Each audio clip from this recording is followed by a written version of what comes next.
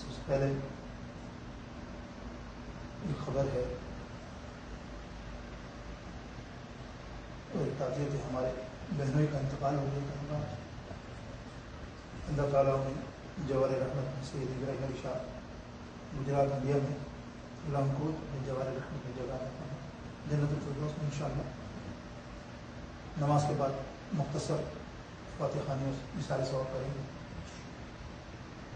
الحمدللہ رب العالمین والصلاة والسلام علی رسولہ النبی الکریم، اما بعد اعوذ باللہ من الشیطان الرجیم، بسم اللہ الرحمن الرحیم۔ ولا تقولوا لمن يقتل في سبيل الله اموات بل احياء ولكن لا تشعرون، صدق الله مولانا العظيم۔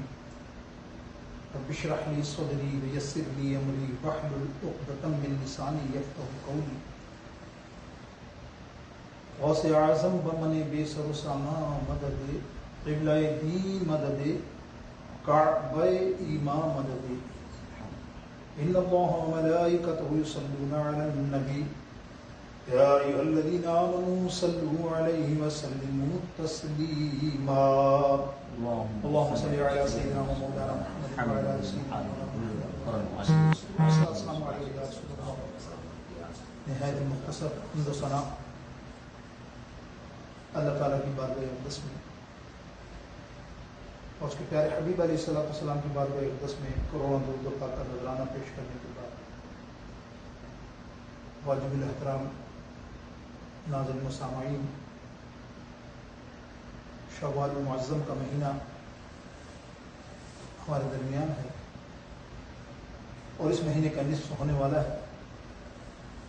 میرے دوستوں، آج ہم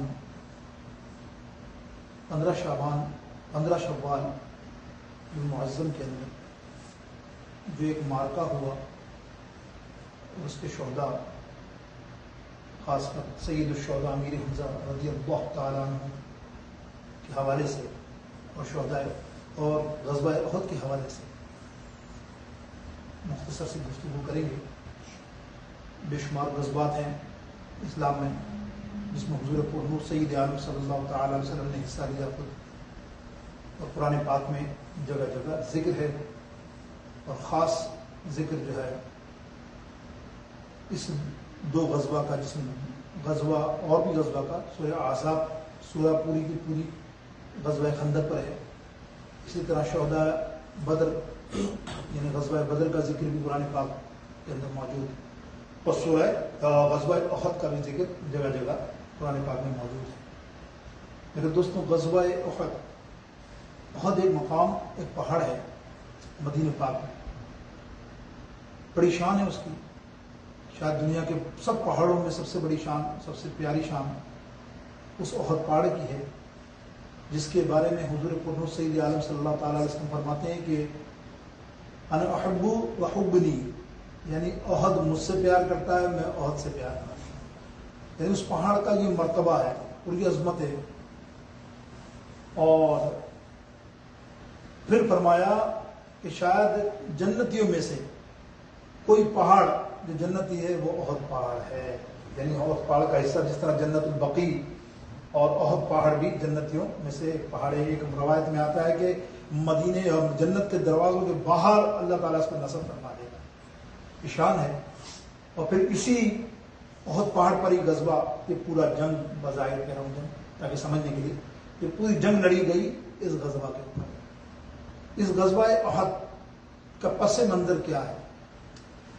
اصل میں غزوہ احد جب لڑی گئی، اس سے پہلے 1 سال پہلے سن 3 ہجری میں غزوہ احد کا مارکہ ہوا، اور سن 2 ہجری کے اندر رمضان المبارک کے اندر غزوہ بدر ہوا، جس میں کافروں کو اس بری طرح سے شکست ہوئی اللہ کی مدد سے، جو آپ نے دیکھا کئی لوگ مارے گئے، کئی سردار مارے گئے، بڑے بڑے سردار۔ تو ظاہر وہ انتقام لینا تھا، تو انہوں نے اپنے آپ کو جمع کیا، اکٹھا کیا، صلح کیا، آپس کے قبیلوں کو ملایا، پیسہ دیا، چندہ کیا، بہت کچھ تیاری کر کے 3000 کی فوج بنا کر مدینے پر چڑھائی کرنے کا انہوں نے فیصلہ کر لیا۔ اور ان کی اس پورے عرصے کے اندر پلاننگ یہ تھی کہ جن کے مر گئے تھے سردار، ان کے بچوں کو غیرت دلائی، شرم دلائی کہ دیکھو تمہارا باپ ماں مر گیا، تمہارا بھائی مر گیا، تم بدلہ نہیں لے سکتے، تم نہیں چلو گے. وہ ایک اور معاملہ جوش تھا اور ایک الگ ہی لے کر وہ چلے. ادھر مدینہ پاک نبی علیہ الصلوۃ والسلام کو ایک خواب آیا. کتابوں میں 3 باتوں کا ذکر ہوتا ہے لیکن ہم 2 ذکر کرتے ہیں. کہ نبی علیہ الصلوۃ والسلام کو خواب آیا نمبر 1 کہ مدینہ شریف پر کافروں نے حملہ کر دیا ہے. اور نبی علیہ السلام کا خواب آپ کو پتا ہے سچا ہوتا ہے، خواب اصل میں ہوتی وہی ہے. اور دوسرا آپ نے فرمایا کہ میرا ایک چہیتا مجاہد پیارا شہید ہو جائے گا. اس میں یہ ہو گیا، بظاہر دکھایا گیا. وہ جو آپ نے دیکھا شہید تو بہت ہوئے، 70 کے قریب شہید ہوئے غزوہ میں، لیکن سب سے بڑی شہادت جو تھی سید الشہداء سیدنا امیر حمزہ رضی اللہ تعالی عنہ کی تھی، اتنی دردناک تھی. تو وہ آپ نے فرمایا. تو جب آپ نے یہ بات کہی تو اب آپ نے میٹنگ بلائی صلاح کی کہ اب ہم کیا کریں. ابھی کوئی خبر نہیں تھی لیکن میٹنگ کی کیا کریں. ابھی میٹنگ جا رہی تھی تو واقعی اطلاع آ گئی کہ وہ لوگ نکل پڑے لیس ہو کر 3000 لشکر کے ساتھ مکہ سے. تب نبی علیہ السلام نے بٹھا کر سب سے فرمایا کہ ہم کو مدینہ شریف میں جنگ لڑنی ہے، آپ لوگوں میں مشورہ کیا ہے. کچھ صحابہ اور کچھ لوگوں نے، خاص کر رئیس المنافقین عبداللہ بن ابی کا خیال تھا کہ مدینے میں ہی لڑیں، ان کو زیادہ کہیں اور جا کے لڑنے کی ضرورت نہیں. کچھ صحابہ بھی اس کے ساتھ ہو گئے، لیکن حضرت سید امیر حمزہ رضی اللہ تعالیٰ اور دیگر صحابہ ان کے ساتھ تھے. ان کا موقف یہ تھا یا رسول اللہ ہم کو مدینے میں نہیں، ہم جنگ لڑیں گے مدینے کے باہر جا کر، تاکہ ان کو اندر خوف پیدا ہو کہ یہ لڑنے کے لیے آ رہے ہیں ہمارے ساتھ، اور پھر ہمارے بچے ہیں، بیوی موجود ہیں، عورتیں ہیں، شاید یہ بھی سیف ہو جائیں ہماری ماننے سے. رسول اللہ صلی اللہ علیہ وسلم نے ان کا مشورہ مانا، اور بات صحیح ہے. اب ہم احد کے مقام پر جا کر ان سے غزوہ یا لڑائی کریں گے، وہیں روکیں گے. یہ طے ہو گیا. 1000 کا لشکر تیار ہوا. 1000 کا لشکر ذہن میں رہے، 1000 کا لشکر تیار ہوا مسلمانوں کی طرف سے بھی. سارے بہادر جیالے. اور اس غزوہ کے اندر سبحان اللہ اتنی جان ساری تھی، ہر غزوہ میں ہوتی ہے. صحابہ کا تو شان ہی ہو رہے، اپنی موت ہتھیلی پر رکھتے ہیں. ایسا نہیں ہے، انہیں پتا ہے کہ شہید کی موت کیا ہے، وہ تو ہتھیلی پر رکھتے تھے. ایسے میں حضور علیہ السلام نے جب منادی فرمائی نا، ایک بڑی مشہور روایت، غسل الملائکہ، ایک صحابی کو خطاب ملا اس غزوہ میں، غزوہ احد میں.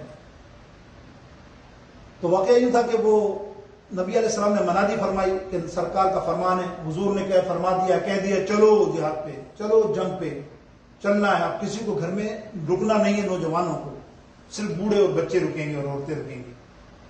تو ایسے وقت میں ایک صحابی حضرت حنظلہ رضی اللہ تعالیٰ عنہ کی اسی رات شادی ہوئی تھی.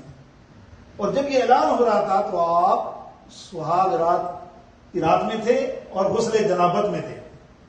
جب یہ ان کے کان میں آواز آئی وہ کھڑے ہو گئے. بیوی سے کہا اب نبی علیہ السلام کا فرمان آ گیا نا، میں گھر میں رک نہیں سکتا، میں چلتا ہوں.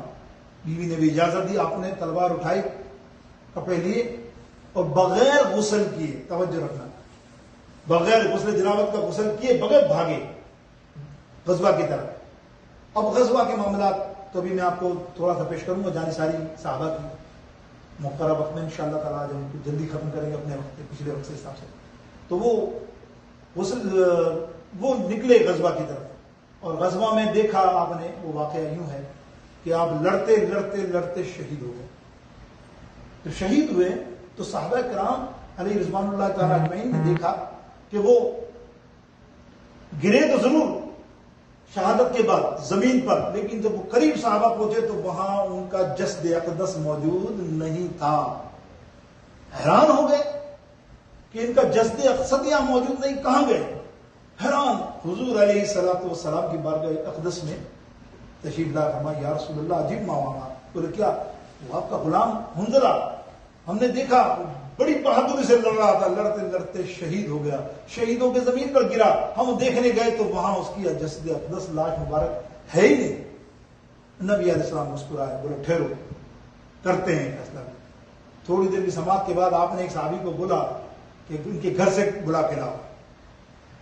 جب اہلیہ کو جو جا کے پوچھو کہ یہ نکلتے وقت کیا کہہ کر گیا یا کیا کرتا ہوا گیا. جب اہلیہ تک بات پہنچی اور پیغام آیا سرکار کے پاس, تو پیغام یہ تھا, یا رسول اللہ صلی اللہ علیہ وسلم, آپ کا نام, آپ کی آواز, آپ کی صدا سن کر وہ اتنا بے چین ہوا, اس نے سب چھوڑ دیا, حالانکہ اس پر غسل فرض تھا. اس نے غسل بھی نہیں کیا اور تلوار وغیرہ اٹھائی اور سیدھا میدان میں نکل گیا. نبی علیہ السلام مسکرایا, فرمایا دیکھا آپ نے کیا تھا, اب سنو, اب جاؤ تم اور دیکھ کر آؤ کہ اس کا جسد اقدس اس جگہ پر موجود ہے کہ نہیں. جب صحابہ نے جا کے دیکھا تو سبحان اللہ, آپ کا جسد اقدس موجود تھا, گاڑی سے پانی نکل رہا تھا, بال گیلے تھے, اور صحابہ نے آ کے کہا یا رسول اللہ ہاں وہ موجود ہے, لیکن بات عجیب ہے. بولے کیا؟ بولے اس کا پورا جسم گیلا ہے, بال داڑھی کے گیلے ہیں. سرکار مسکرایا, بولے جانتے ہو اس نے کیا عمل کیا تھا؟ اس نے اپنے غسل جنابت کو قربان کر دیا تھا اللہ کی راہ میں. اس نے کہا مجھے نہیں کرنا, اللہ کے نبی نے سزا دے دی کہیں دیر نہ ہو جائے. وہ نکل پڑا, اللہ کو اس کی ادا اتنی پسند آئی کہ اللہ تعالیٰ نے فرشتوں کو حکم دیا جب یہ زمین پر گرے اس کو اٹھا کر آسمان پر لے آؤ اور اس کو یہیں غسل دو. تو اسی لیے ان کا لقب ہو گیا غسل الملائک, فرشتوں کا غسل. یہ حضرت حنظلہ رضی اللہ تعالیٰ عنہ کو, یہ میں ایک واقعہ آپ کے سامنے میں نے نظر کیا, بڑا خوبصورت, اور بھی بہت سارے واقعات ہیں, عجیب عجیب سے واقعات ہیں. سمجھ لیجیے جان ساری کا ایک بہت بڑا معاملہ, یعنی 70 صحابہ شہید ہوں تو آپ اندازہ کیجیے کیا معاملہ ہوگا. ہوا کیا, نبی علیہ السلام نے تیاری کر کے نکلے, راستے کے اندر 300 لوگ الگ ہو گئے. قرآن پاک کی آیات کریمہ ہے, سبحان اللہ, قرآن پاک نے پوری آیات کریمہ میں جب غزوہ احد کا واقعہ 4 لفظوں میں بیان کیا, لیکن آپ کی سمجھ میں آ جائے گا. بڑی خوبصورت بات, پورا واقعہ ہے جو میں بیان تفصیل سے کر رہا ہوں. قرآن پاک بھی یہ کہتا, اللہ فرماتا ہے کہ محبوب فکر نہ کرو, یہ جو نکلے ہیں نا تم سے, یہ ہیں منافق اور یہ ہیں نامرد. قرآن کے الفاظ کیا ہیں, یہ ہیں نامرد, انہیں اللہ اور رسول کی پرواہ نہیں ہے, یہ اپنی غرض دیکھتے ہیں. لیکن جو تمہارے ساتھ ہوئے فکر نہ کرو, اللہ ان کے ساتھ ہے, اللہ ان کی مدد فرمائے گا اور انہیں فتح نصیب ہوگی. وہ 300 لوگ کون تھے؟ وہی ابی بن عبداللہ, منافقوں کا سردار. اس نے جانا تو نہیں تھا, بہانہ کیا بنا, اب چلنا تو پڑا. راستے میں جا کے کہتا ہے میں نہیں جا سکتا محمد بن عبداللہ کے ساتھ, اس نے میری بات ہی نہیں رکھی. میں کہتا تھا مدینے میں جنگ لڑیں, مدینے میں لڑیں. یہ مدینے سے نکل گیا, دوسروں کے مشورے میں میں نہیں جاؤں, واپس پلٹ گیا. نبی علیہ السلام کو پتہ معلوم ہوا, بڑا فکر نہیں, جانے دو, اللہ کا حکم آ گیا ہے, انشاءاللہ فتح ہماری ہوگی. اس بات پر کہ تم صبر و استقامت کے ساتھ میدان میں موجود رہو گے. اب یہ دستہ 14 شوال کو بدر احد کے مقام پر پہنچا. فجر کے وقت نبی علیہ السلام نے اعلان کیا کہ فجر کی نماز ادا کی جائے. حضرت بلال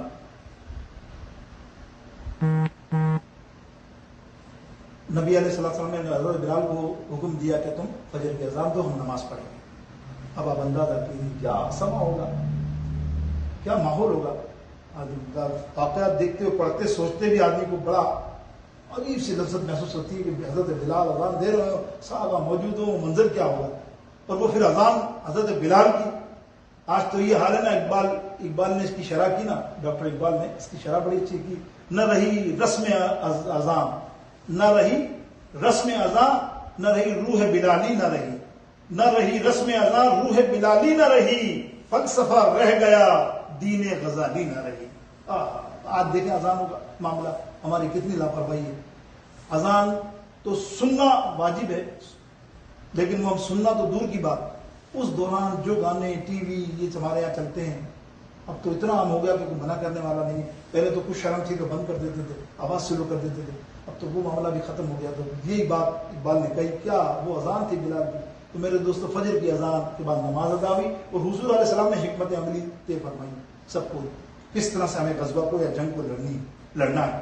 آپ نے 50 کا دستہ, آپ نے مشرق کی طرف ایک افسر مقرر کیا, کچھ سپاہ کچھ مجاہدوں کو, پھر کچھ کو مغرب، شمال، جنوب، یہ سمتیں تھیں، سب کو طے کر دیا کہ تم اس طرف سے، تم اس طرف سے. اور ایک سمت پہاڑ کی چٹان پر جو آج بھی آپ نے دیکھی ہوگی موجود ہے بدر کے احد کے مقام پہ، وہاں حضرت جبیر، عبداللہ بن جبیر رضی اللہ تعالیٰ عنہ کو افسر مقرر کیا اور فرمایا کہ تم 50 کا دستہ لے کے یہاں رکے رہنا. اور آپ نے سختی سے کہا کہ دیکھو جب تک میرا حکم نہ آئے، ہم جنگ جیتے ہاریں کچھ بھی ہو جائے ہمارے ساتھ، اچھا ہو برا ہو، تم نے یہاں سے ہلنا نہیں ہے جب تک میرا حکم نہ آئے. سب نے لبیک کہا.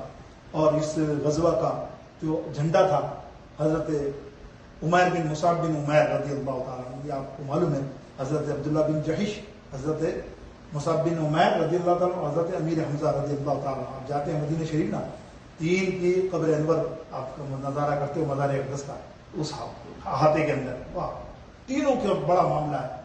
زندگی رہی تو آگے وقت ہوا تو اگلے ہفتے میں اس مناسب وقت میں ان تینوں کے کچھ مختصر ظاہر امیر حمزہ کا ذکر لمبا کرنا ہے تو وہ ضرور کریں گے. میرا مقصد یہ ہے کہ جھنڈا کس کو عطا کیا؟ حضرت عمیر بن مصعب رضی اللہ تعالیٰ عنہ. اب 50 وہاں مقرر کر دیے، جنگ شروع ہوئی. اب وہ مختصر آپ سے میں عرض کروں کہ اس کے مختصر مطلب بہت ہی کم وقت میں چند واقعات آپ کے سامنے پیش کر رہا ہوں. واقعات پورا باب ہے بخاری میں، پورا باب ہے بخاری، مسلم، سیاستہ میں 6 کی 6 کتابوں میں، اور دیگر محدثین اپنی کتابوں میں لائے ہیں الحمدللہ. تو کیا فرماتے ہیں اس غزوہ کا سب سے جو پہلا کافروں کی طرف سے جو بہادر نکلا بظاہر طاقتور، وہ تھا طلحہ بن ابو طلحہ. یہ کافر بہت طاقتور تھا. اس کی طاقت کا اندازہ یہ تھا کہ ایک وقت میں 1000 آدمیوں کو پچاڑتا. اس قدر طاقتور اور بریو. پہلا انہوں نے یہی بھیجا کہ پہلی دہشت یہ ہو جائے کہ یہ پہلے ہی 10 15 20 50 100 200 کو مار دے تو پھر آئے تو 700 ہی ہیں، تو پھر یہ ختم ہو جائیں گے. اس کو دیکھا اور اس نے للکارا، کوئی ہے تم میں مرد کا بچہ ہے کوئی مجھ سے لڑنے والا، یا تو وہ مجھے جہنم کر دے یا میں اسے جنت کر دوں. الفاظ یہی تھے اس کے ذہن میں. آؤ تم مانتے ہو نا کہ ہم جہنم میں آؤ، یہ اعلان کیا. حضرت علی، مولا علی کرم اللہ وجہ نے اپنی تلوار ذوالفقار کو نکالا اور سرکار کی بارگاہ اقدس میں دیکھا. حضور نے کہا نہیں علی تم جانتے ہو یہ کون؟ مولا علی چپ گئے، نظر نیچے کی. جانتے یہ 1000 آدمی میں بھاری ہے، بڑا طاقتور ہے، بہت خطرناک ہے. مولا علی فرماتے ہیں نظر نیچے کی. دوسری دفعہ اس نے بولا نا، جب تیسری دفعہ جملہ بولا تھا مولا علی تڑپ گئے، کھڑے ہو گئے. میرے مولا علی کھڑے ہو گئے اور کھڑے ہو گئے قدموں میں گر گئے. یا رسول اللہ خدا کی قسم سے نگاہ ڈالیں آپ، اور یہ علی جاتا ہے اور یہ علی کی ذوالفقار کی تلوار ہے. سرکار اب مسکرائے، علی کے سر پہ ہاتھ پھیرا، بولے جا علی اللہ تیرا نگہبان. اور مولا علی گئے ہیں. راوی لکھتے ہیں وہ اتنا پاورفل آدمی تھا، ذرے میں لیس تھا پورا زرہ میں.